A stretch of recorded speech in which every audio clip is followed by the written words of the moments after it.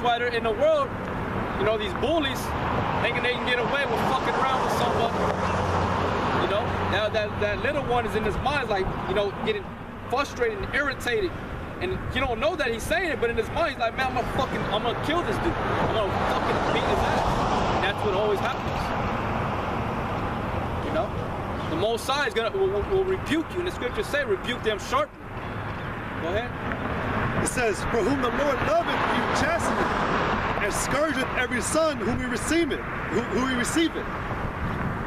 If you endure chastening, the Most High dealeth with you as with sons. For what son is he whom the Father chasteneth not? And that's part of the fire. Part of the fire is being rebuked. You know? How are you going to handle the rebuke? Go ahead. But if you be without chastisement, whereof are all partakers, then are ye bastards and not sons. Right, so you basically just made yourself a bastard, man. Go ahead. Furthermore, we have had fathers of our flesh, which corrected us, and we gave them reverence. Shall we not much rather be in subjection unto the Father of spirits and live? For they verily for a few days chasten us after their own pleasure, but he is for our profit. He is for our profit, man. Salvation. The Most High is the deliverer of our soul. You know? Not these bodies. He don't give a shit about these bodies. He's gonna give us a new body when we go into the chariot. It's just gonna be transformed, man. It's gonna be clean. No? Go ahead.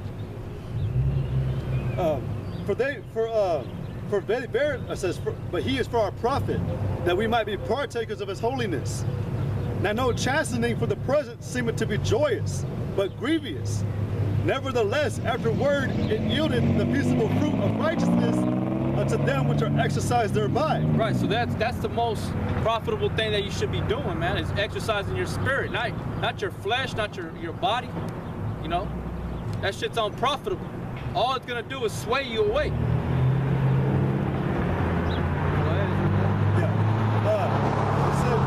Nevertheless, afterward it yielded the peaceable fruit of righteousness unto them which are exercised thereby.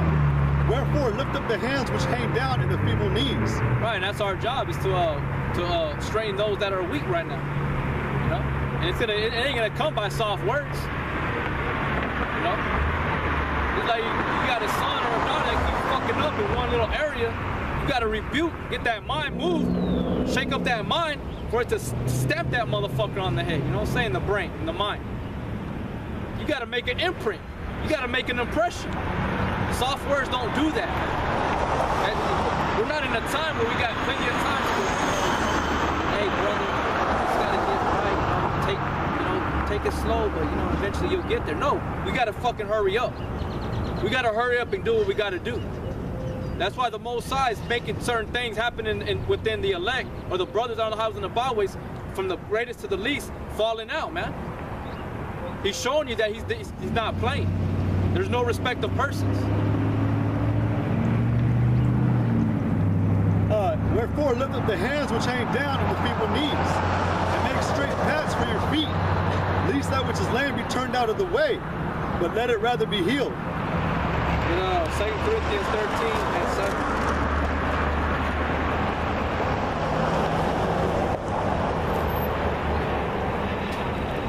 7. 2 Corinthians 13 and 7. It says, 2 Corinthians 13 and 7. Now I pray to the Most High that ye do no evil. Now, not that we should appear reproved, not that we should appear approved, but that ye should do that which is honest. Read it again. Now I pray to the Most High that you do no evil, not that we should appear approved, but that you should do that which is honest. Right, keep your integrity. Know what you're supposed to be doing. Know that you've been given orders, commandments. Do what your part is to do. Do your part. That's your lot. And that's it, no more. Don't try to go above and beyond, because you will fucking get yourself, you will fall out. Go ahead. But that you should do that which is honest, though we be as reprobates. For we can do nothing against the truth, but for the truth. For we are glad when we are weak, and you are strong. And this also we wish, even your perfection. despite these things being absent, as being present, I should use sharpness. Yeah, though being present, I'm gonna use sharpness. So there's no soft words in this thing, man. This book is rough. That's why when Ezekiel, John, all the prophets ate the book, man, they ate this word up. It was bitter.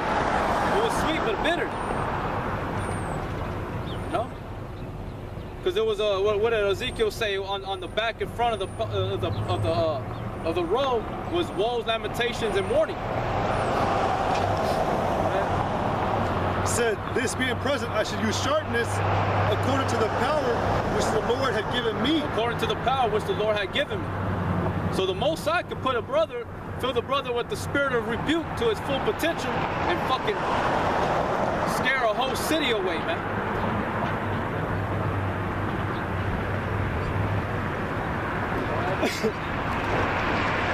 It says, according to the power which the Lord had given me to edification and not to destruction. Finally, brethren, that's it on that. Right. So basically, the Most High is telling us that we have to rebuke. You know what? I can continue on this last one. It says, finally, brethren, farewell. Be perfect. Be of good comfort. Be of one mind. Live in peace, and the Most High of love and peace shall be with you. So yeah. Right. 1 Corinthians 4 and 21.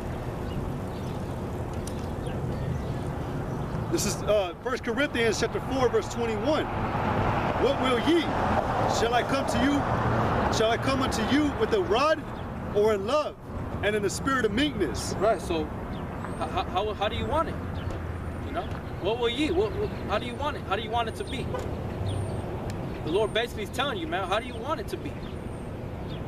You know, you want to, because no matter what, whether we're over here on this side or that side with the 2/3, we still got to walk, go through hell. But you're better off on this side because you have, like I said, you at least get to use those words, hope.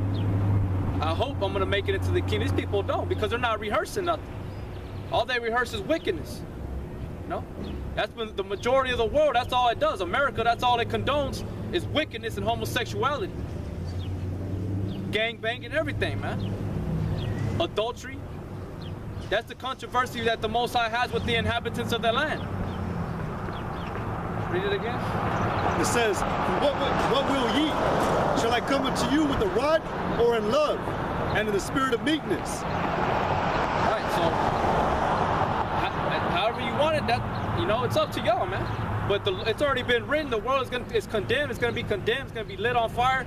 There's no way of getting around that, you know. But to the brothers, you know, how do you want it? How do you want the Lord to come when He comes back? How do you want the Lord to find you? Like that parable where it says He came every hour. How to get that one? And I think it's in Luke where He came to the. Yeah, He came like every other hour, and He found them, some of them idle, and told them to work.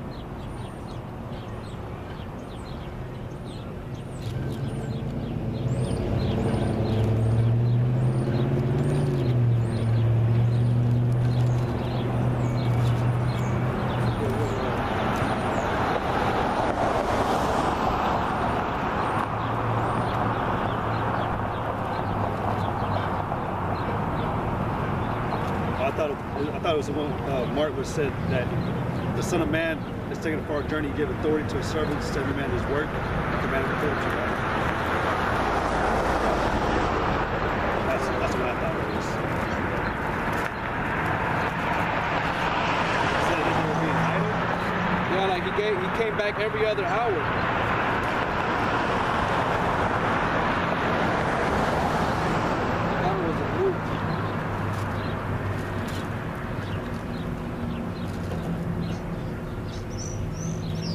Talking about the account when Yahweh shined the apostles?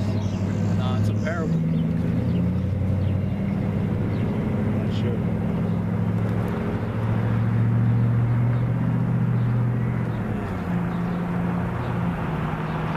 Go ahead and speak a little bit. Alright, well, what the brother's about to say. I'll read this one because that's what I thought it was too. But it says, Mark 13 and 32. But of that day, in that hour, knoweth no man, no, not the angels which are in heaven, neither the Son but the Father. And like the brother would have me read in Corinthians, you know, the Most High could come anytime, man. And like the brother was saying, well, how do you want him to come? He could come at any time, and you could be caught in. Like here's something, man. Yahweh Shai could come. He could be coming to you with the spirit of meekness and love. But then he comes and he decides to come at that hour that the brother's trying to find. He can come at an hour he just decided to want to pop up, wanted to visit, and he finds you committing adultery, you know. And that love, that banquet he wants to give you, turns into a rod in his hand, you know. It's like, you know, it's like it's funny because like she was reading a story to me yesterday. But there's this guy, he had found out. He found out his woman had been cheating on him. So he prepared a time. He prepared it for her birthday. He wanted to come. He had planned to bring her whole family and his divorce lawyer and something like that. But he brought them all together on her birthday because he knew like she was cheating on him. So he came to her house and he opened the door as a surprise. And everybody, her own family, her friends, and the divorce, and him, they found her having sex with another man, butt naked on the table, right there. But it's like she was found out. She wasn't being faithful to her man. But the man, obviously, he divorced her, and he took all his shit and took everything. But it's like that, man. You don't want to be found out doing something wicked, man, when you're not supposed to be doing it. I might know which one you're talking about, man. Yeah, I don't know, man, but it sounds familiar now. But it says, take ye heed, watch and pray, for you know not when the time is. You just gotta, like the brother just keeps on saying, you gotta keep on hoping. You gotta keep on hoping, man, that the Most High doesn't, because the scriptures say that the wicked always fall into mischief, man. The wicked always fall into mischief.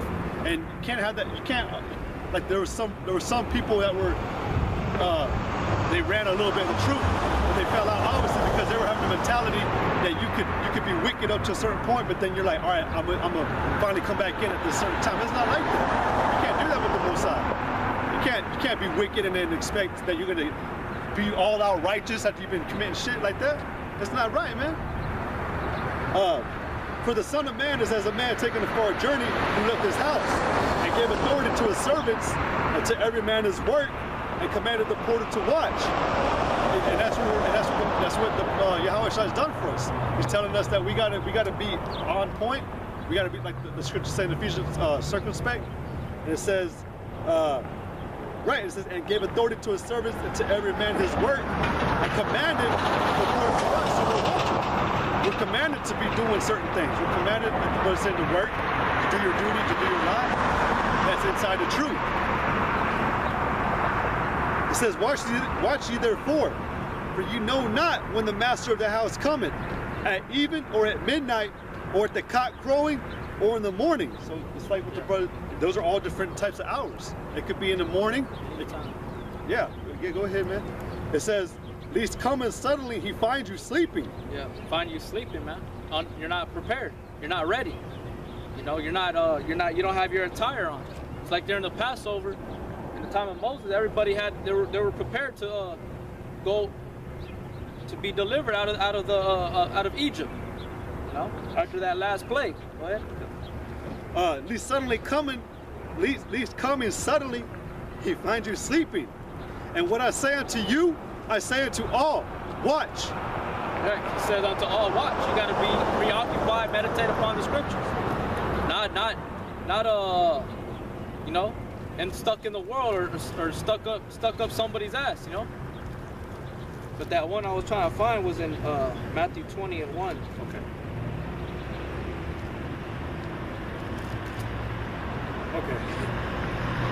Matthew chapter 20 verse 1. But the kingdom of heaven is like unto a man that is an householder, which went out early in the morning to hire laborers into his vineyard. And when he had agreed with the laborers for a penny a day, he sent them into his vineyard. And he went out about the third hour, and saw others standing idle in the marketplace, and said unto them, go you also into the vineyard, and whatsoever is right I will give you. And they went their way. Again he went out about the 6th and 9th hour, and did likewise. And about the 11th hour he went out and found others standing idle, and said unto them, Why stand ye here all the day idle? They said unto him, Because no man hath hired us. He said unto them, Go ye also into the vineyard. Right, so basically, this man kept coming back, watching, checking, and he finds certain ones that, hey, well, why aren't you doing anything? He's like, well, nobody hired. Okay, well, now you're hired. Go do the work. So that's what the Most High is doing right now. He's coming back. He's to the brothers. Hey, it's time to wake up. Get up. Hey, why are you sitting there? Hey, get up, rise up. Because that's what we do. We're trying to rouse you, the elect up. We're trying to seal up the elect. All right, go ahead. But like the brother read the last parable, saying that that the Most High is gonna come at a time unaware and find some of you asleep. So he warns all men everywhere to watch. Thessalonians, who says, the day of the Lord shall come as thief in the night, does not sleep as do others. You'll fall asleep very quick, man.